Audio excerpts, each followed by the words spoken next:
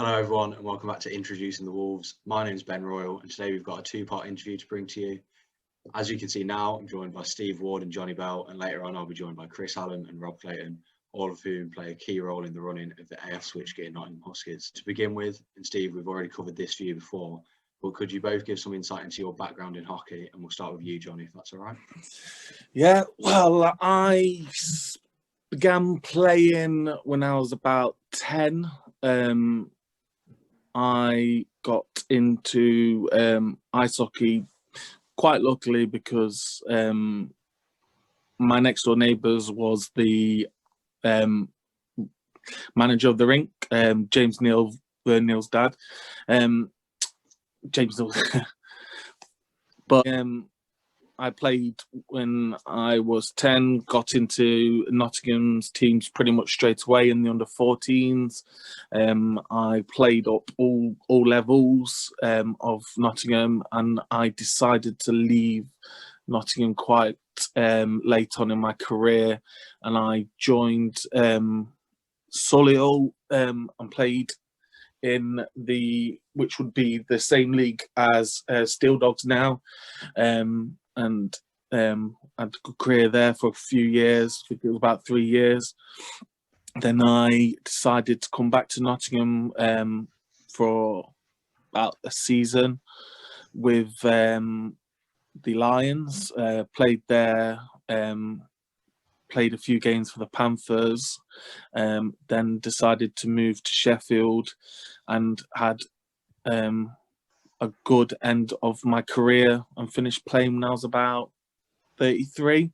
And Sheffield was pretty much amazing in the way they looked after me. And I've just had a good career since I was 10 to about 33 and played all sorts of levels, including Great Britain for roller hockey. And yeah, I've been around hockey since I was about 10, and I've pretty much my whole family, I live for it. My brothers played, my sister's the GB synchronise coach. So yeah, we live and breathe skating, hockey, ball hockey, all of it. And obviously I came late on to ball hockey, but I started playing ball hockey for fitness. That's how I started. Isaac, I don't know his last name, got Archie into hockey. Yeah. We went swimming, and Archie noticed it with his mum sitting there. Isaac said, "Why don't you come in and have a go?" She came and told me. I came down, and then from then on, Rob said, "Why don't you get involved?" And therefore, I was there. How have you found the transition in terms of fitness and skill and stuff from ice? Ball hockey, I've always said to Steve especially, a lot of ice hockey players have come into ball hockey and found it very difficult because you can glide to your opponent and be ready and them sort of things on ice, where ball, you have to be moving. You have to keep the ball moving in very much every area. You are it's a shorter zone, so you are cycling, you are passing, you're using every single play. You're not just being a defender where you're sitting and watching the play and not getting involved in it as much in ice, because that can happen. It shouldn't happen, but it can happen. But in ball, you are constant. You are there for a reason, and you are there to there. And defending is a lot harder because you're man to man. You're zonal play. You're moving the ball. It's a lot different. But I found it okay. Some didn't. My fitness I lost something like 4.5 stone. Yeah, so I was on it. That's brilliant. So, Steve, if people haven't watched your previous, do you want to just give it a quick run over? Yeah, like I said on previous podcasts, I came to ball hockey quite late. My early formative years, straight from school, was playing football, which I did as long as I could, well, until I got injured. with the injury, I started looking at a bit of coaching and rehab and exercise, and I got into that side of things then when I got injured. And then really found ball hockey when my daughter Scarlett started playing. But always been a fan of ice hockey, always watched ice hockey for a long, long time, and used to go down quite regular, way before even playing it. But unfortunately, when playing football, it was on what we called a banned list. It was one of the activities. Ice skating was something as a footballer you cannot do. For obvious reasons of breaking ankles, wrists, arms, etc. So it was something I never got the opportunity to do as a young man, and really relished getting into ball hockey because it gave me that opportunity to at least have a sample of what it could have been like if I'd gone down a different route. So that was really my main into the sport, and loved it ever since, and probably enjoy it more than ice at times. Certainly the aspect that I can play makes it fantastic, and it's given me focus to try and stay fit and try and be reasonably fit even as an old man. No, brilliant. So Jonny, how did you, obviously you touched it in terms of Isaac getting Archie involved, how did you personally get involved with the Huskies? So obviously Archie started going down to training with AD, Steve, and Rob. And Rob just came up to me, I think it was probably my third training with Archie, and said, what do I feel about just coming on, and you don't have to do much, you can just come on and help us out, help AD out and stuff like that. And I said, yeah, well, I'm here. I've got coaching background. I did a lot of coaching in ice with under 14s and under 16s. So I said, yeah, I'll get in there. And then I just got hooked. Like the kids, they're infused. They're just so ready to do things. The talent, what was coming through, what we could do, the prospect of where we could get these kids. I just, I loved it. Yeah, I was the same sort of thing. Obviously, I was there watching Scarlett, and I basically approached AD at the time because AD was there, and he was quite often, it was just AD and Rob, so there was getting more and more kids, and they seemed to be struggling. So I just basically offered just to knock balls into corners or, set up cones and that sort of thing. And I got welcomed on board, and then started to just put a little bit more input in, because I saw a lot of similarities between ball hockey and football, positionally, and the way the kids have to train and the fitness and that sort of thing that's required. And taking it on from there. Since then, I read a lot of stuff generally anyway, but I've read a lot more on the coaching side for hockey, doing that sort of thing, and obviously moved on to things like the academy alongside people like Jonny, gained that experience on the coaching of hockey orientated game. So it's from there, that's what I sort of continued doing. So which age groups do you coach sort of primarily, and then obviously if you drop into other sessions and stuff? So first to that as well. So I've got the early ages. So I've got the under 7s to under 10s.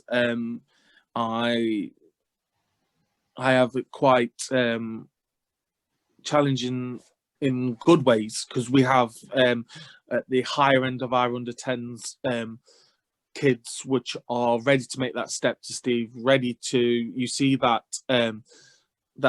competitiveness, the willing to win, the talent of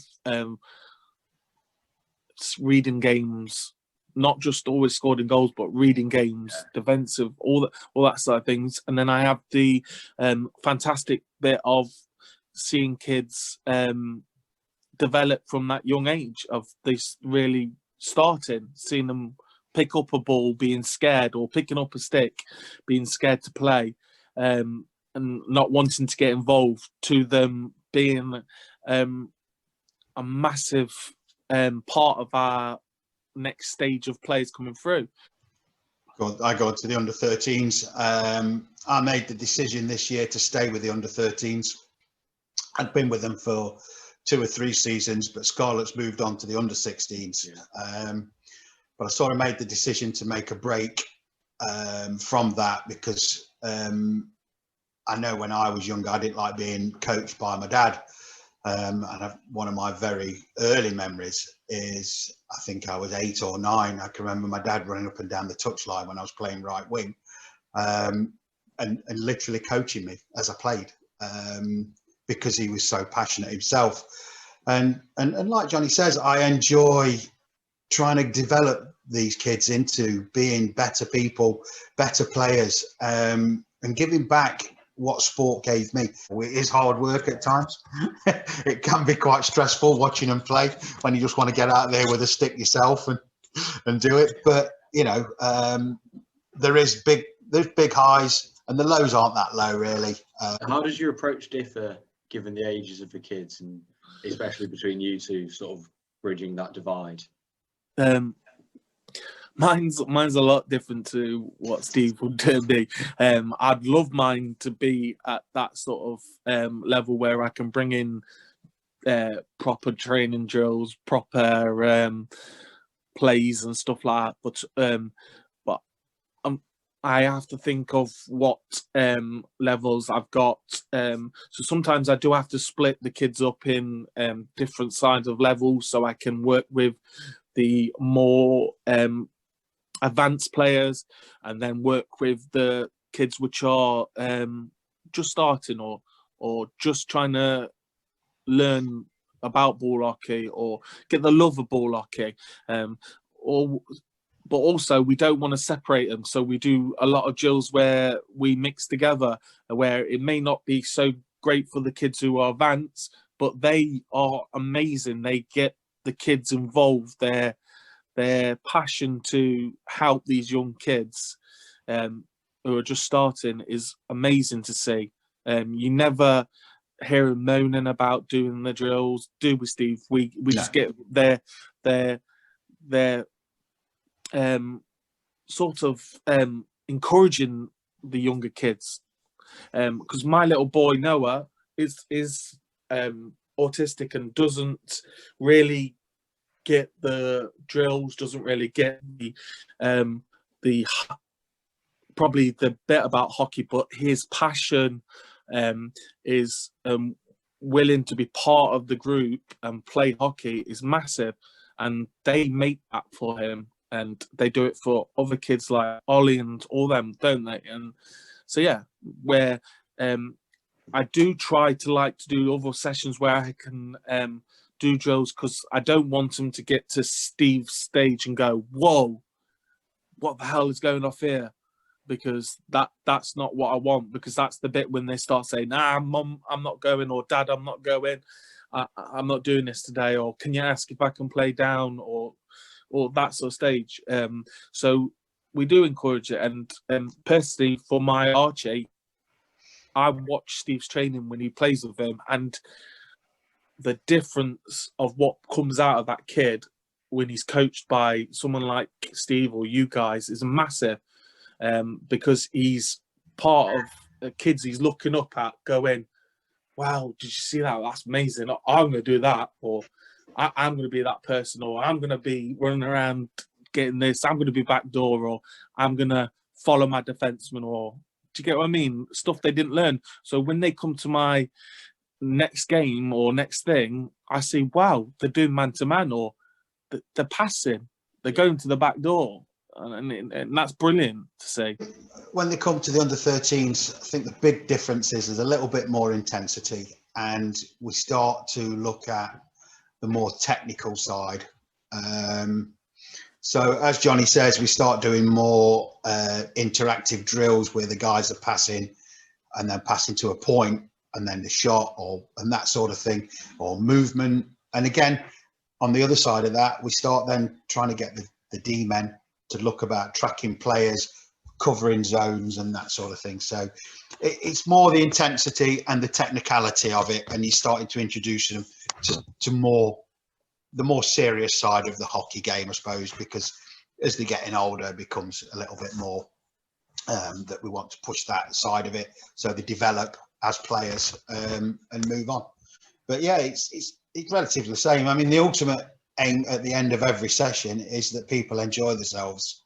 Yeah. The reality is that don't always happen for whatever reason, but that ultimately that's what we try and aim for. We usually try and finish on something like a short scrimmage or half court games, or depending on numbers, etc. But yeah, the first bit usually is the bit that they don't want, because we can sort of tease them with the fact that they're going to scrimmage at the end. So that's the bit that we try and do that weekly, just do little bits of that, just so it starts to go in. And all of a sudden they'll be playing a game, and then without realising it, like Jonny says, they've gone to the back post, the pass comes across, and it's an easy tap-in goal. And people are thinking, where did that come from? But it's just that you keep pushing that weekly and doing that from week to week with these guys. So sometimes it becomes a bit monotonous for them, but they don't understand that at that age, that doing it over and over again makes it become habit more than they have to, and they don't have to think about it. It's just a muscle memory response. I go there and they just run and they're there, and that's when winning becomes easy. And I do say to the under 13s, we train hard to win easy, and that's what we try and do. So, Steve, you touched on it before in terms of how playing sport can sort of benefit you outside in general life and applying skills later on. But why do you think ball hockey is good for kids and the sort of the benefits of it? Yeah, because I can remember going out and cold wintry mornings to play football, thinking, geez, I really don't want to fancy this as an 8-year-old.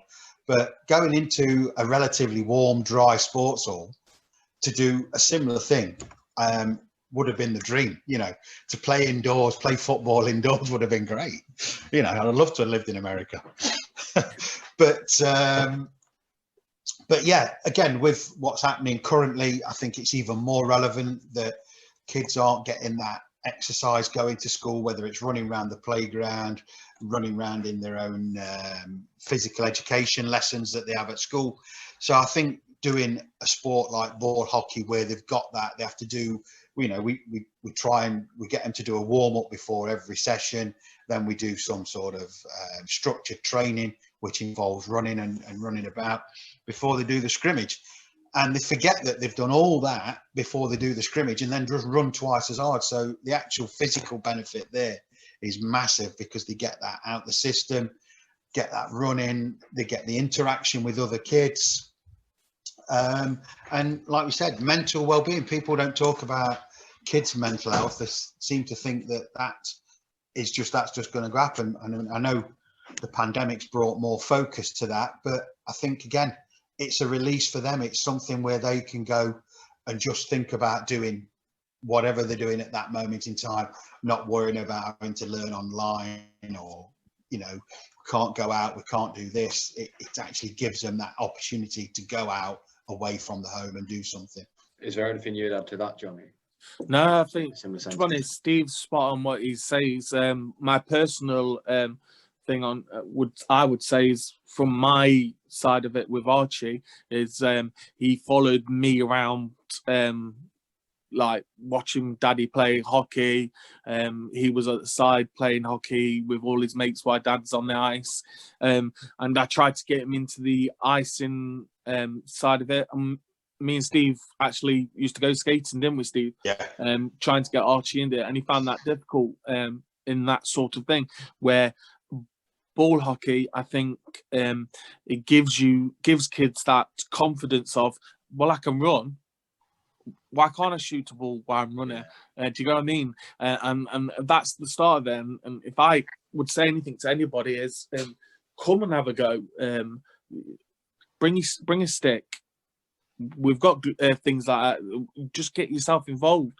It's a scary, daunting thing, but when you get involved, that love of hockey just gets you, and you think, I'm part of a family. And every Sunday is like a thing. My kids wake up every weekend asking me if it's Sunday morning. to go and play hockey. So you can see the passion they want to do it. But yeah, that's my side of it, really.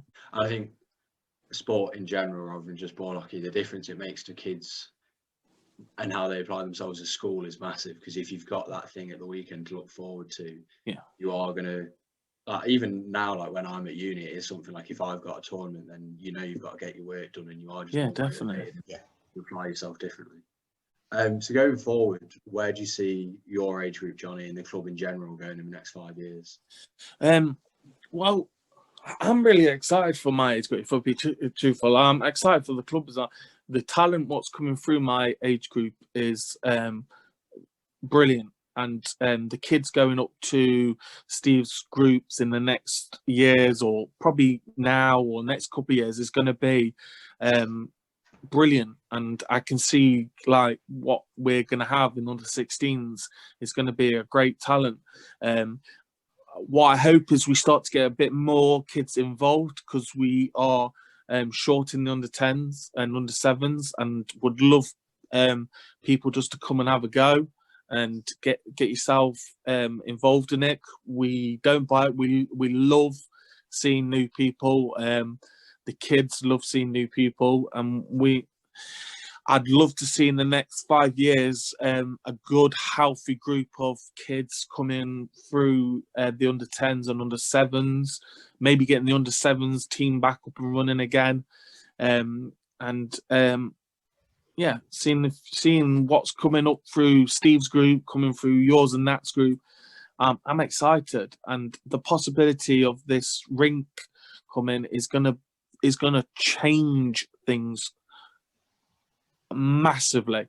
And I can't even stress to you what this is going to do for Nottingham, or even around our area. It's going to change it to know that we've got a rink we can go and play hockey at instead of a sports hall is going to be fantastic for these kids, and they're going to be so excited, and they can be more talented because they're going to have a wider rink, a wider area to run, a wider area to do drills, more for us guys to split up and do things.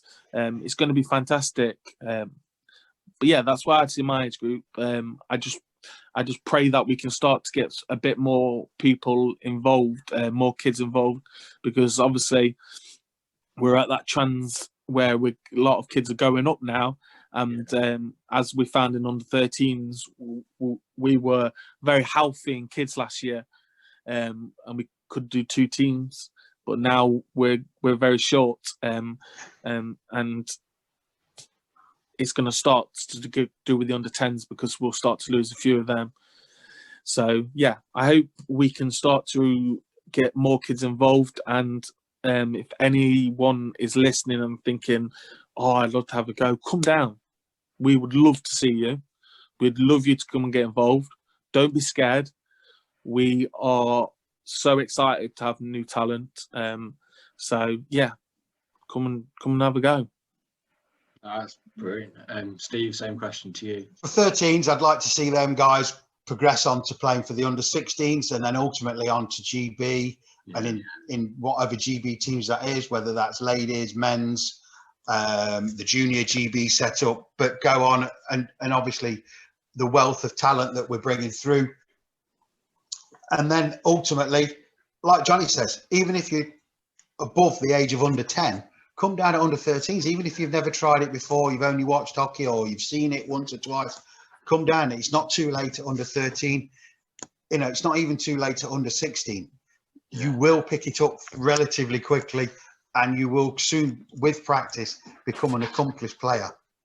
You know, like, not sorry to interrupt, Steve, but is what exactly what Steve's saying there. I'm probably one of the good examples of what Steve is saying. I was always taught if you didn't start ice hockey at 5, you would never be anywhere. You'd never get nowhere. You'd never do it. Now, I started late on in what you'd call ice hockey, being under 10s or just over 10. I was that. It's not. You can be whatever you want to be, no matter what age it is. If you want to have a go and you're under 16s or under 13s, come and have a go. And Steve's so right in what he's saying. And you're a good example of it, Steve. With your hockey, you started late on, and you've done brilliant. It's true. There's no age group we will never turn you down. But sorry, I didn't mean to interrupt. But I just wanted to I totally agree. Like you say, myself as an example, you can't get much older than me to pick up a hockey stick, and thoroughly loved it. Back to the 13s, like I say, for me to get them to see them go on and play senior GB hockey, men's or women's, that would be a thrill, really. And knowing that you've had a part to play in that progression at some point of moving them forward. And it's the same as working with the academy guys. It's that sort of seeing that development and them guys go on and move and play for GB. I went out to the Worlds last time and enjoyed seeing players that I knew I'd worked with in the academy and things like that, and that was great. No, that's the sort of ambition, is to keep that flow of players going from the club and into international level, really, and playing internationally. So thanks very much to you two for joining me, and for everyone for tuning in. If you'd like to hear more about the AF Switchgear Nottingham Huskies, as we'll be catching up with Rob Clayton and Chris Hallam soon. So, Jonny and Steve, thanks very much. Thank you, Ben. Thank you, Ben.